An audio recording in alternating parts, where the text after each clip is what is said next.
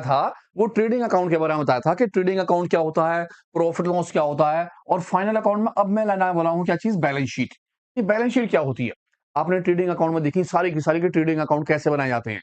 वहाँ मैंने आपको फॉर्मेट बताया था और फॉर्मेट के साथ-साथ मैंने आपको बताया था कि ट्रेडिंग अकाउंट में ओपनिंग स्टॉक आता है, परचेज़ आता है, परचेज़ रिटर्न आती है जिसे हम कहते हैं रिटर्न आउटवर्ड और साथ में आती है सेल सेल रिटर्न जिसे हम बोलते थे रिटर्न इनवर्ड।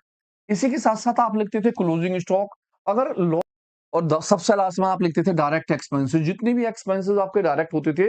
डायरेक्ट एक्सपेंसेस कौन से?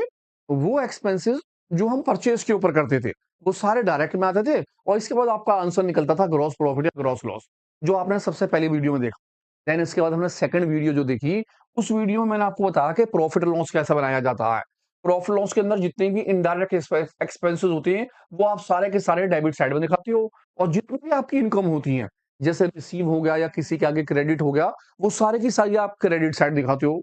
जैसे कि बहुत सारे एक्सपेंसेस थे, discount receive, interest receive, dividend receive, rent receive, interest on investment, rent from tenant, ऐसी बहुत सारी चीजें हैं जो भी हम रिसीव करते थे, वो सारी की सारी प्रॉफिट लॉस में आती थी और आपके जो एक्सपेंसेस थे उसमें था सैलरी सैलरी पेड करी, रेंट पेड करा, एडवर्टाइजमेंट पेड करा, ट्रैवलिंग एक्सपेंसेस, इंश्योरेंस, बहुत सारे जितने भी खर्चे थे, सारे आप यहाँ दिखाते थे। किसमें?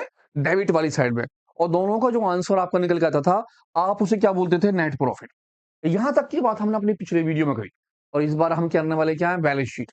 बैलेंस शीट सबसे मेन पार्ट है। क्या चीज़ हमारी? Balance sheet. अब बैलेंस शीट क्या-क्या चीज़